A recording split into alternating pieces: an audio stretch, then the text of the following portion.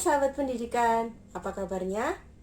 Di tengah pandemi dan online learning tentunya membuat kita semakin sibuk dan pekerjaan semakin sulit. Buru-buru memperhatikan para murid secara intensif, memastikan materi tersampaikan saja sudah merupakan pekerjaan yang susah, bukan?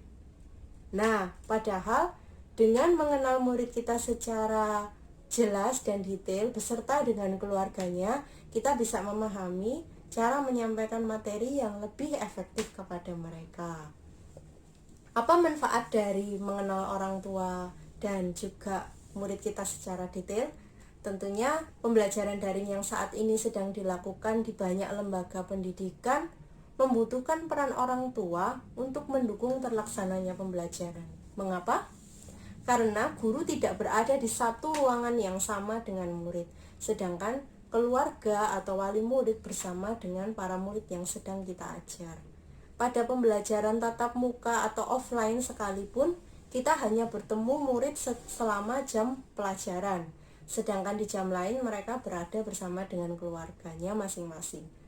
Oleh karena itu, berikut ini tips yang bisa Anda lakukan untuk mengenal murid dan juga keluarga mereka, bukan hanya untuk pendidikan formal saja, tetapi juga untuk pendidikan non-formal. Yang pertama, komunikasi rutin dengan orang tua atau wali murid. Jadwalkan komunikasi secara rutin dengan orang tua atau wali murid. Jika Anda memiliki murid dengan jumlah yang sangat banyak, Anda bisa menjadwalkannya setiap hari di dalam jangka waktu tertentu. Misalnya di dalam 1 minggu, pada hari Senin Anda menghubungi wali murid A, B, C, kemudian Selasa D, E, F, dan seterusnya. Jika kurang dalam 1 minggu, jangka waktunya masih kurang, Anda bisa menyesuaikan dengan jumlah murid Anda. Kemudian apa yang perlu dikomunikasikan? Tentunya perkembangan murid di kelas, kendala Anda selama mengajar.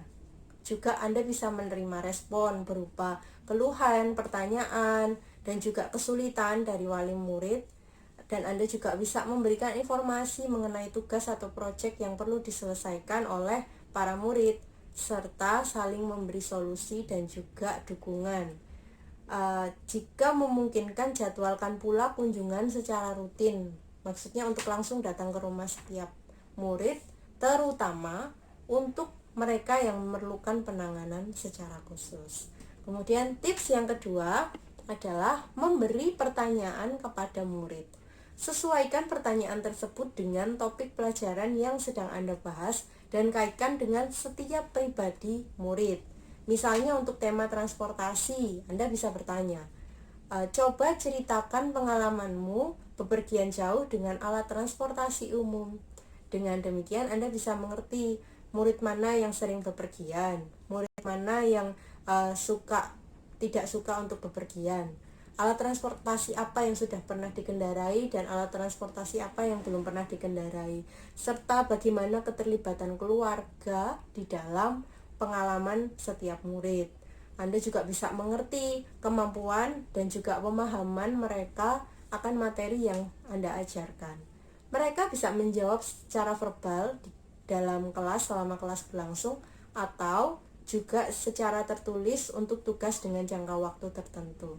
Dari jawaban tersebut, Anda bisa memanfaatkan untuk yang ketiga, menggunakan berbagai metode mengajar. Murid yang belum memahami materi belum tentu karena materinya sulit, bisa jadi juga karena pendekatannya yang kurang tepat. Nah, dengan mengumpulkan banyak data mengenai murid Anda di poin sebelumnya, Anda bisa memanfaatkan itu untuk menggunakan berbagai metode sesuai kemampuan. Misal, ada beberapa murid yang tidak bisa memahami dengan metode ceramah. Anda bisa menggabungkan berbagai kegiatan fisik jika mereka memiliki kemampuan kinestetik selama pembelajaran, dan seterusnya. Variasikan metode-metode tersebut sesuai dengan kepribadian, kemampuan, dan juga mungkin pengalaman murid Anda. Anda bisa menyebutkan hal-hal favorit mereka, pengalaman-pengalaman mereka untuk menjadi ilustrasi selama pembelajaran, sehingga murid bisa tetap fokus karena ada hal-hal favorit yang dibicarakan oleh gurunya. Anda juga bisa membuat kelompok belajar untuk memperkaya pengetahuan murid dan juga mengajar mereka bersosialisasi sesuai dengan kemampuan dan kepribadiannya. Anda bisa membuat satu kelompok yang heterogen yang berisi macam-macam siswa dengan berbagai kemampuan, atau yang homogen yang dengan siswa dengan satu kemampuan dikelompokkan dengan siswa lainnya dengan kemampuan yang sama. Kemudian yang keempat, selesaikan masalah tepat waktu. Dengan adanya komunikasi dengan wali murid atau keluarganya, serta pertanyaan seputar diri murid selama di kelas, Anda juga bisa menemukan permasalahan yang menghambat para murid untuk memahami materi yang Anda ajarkan. Dengan demikian, Anda bisa mencarikan solusi dan menyelesaikan dengan langkah yang tepat, serta perencanaan waktu yang tepat. Kemudian yang kelima, buatlah jurnal. Catat semua hasil analisa atau perkembangan murid Anda di dalam satu jurnal secara rutin. Dengan demikian, Anda bisa menggunakan hal tersebut untuk menjadi referensi dalam menyusun LPP, atau juga untuk berkomunikasi secara rutin dengan orang tua atau wali murid. Anda bisa membuka topik pembicaraan yang lebih detail karena Anda memiliki catatan terhadap setiap murid. Ini juga akan memudahkan Anda di dalam menyusun laporan penilaian para murid. Nah, bukan hal yang mudah tentunya untuk meluangkan perhatian untuk mengenal murid dan keluarganya. Tetapi pembelajaran yang efektif bisa diterapkan karenanya.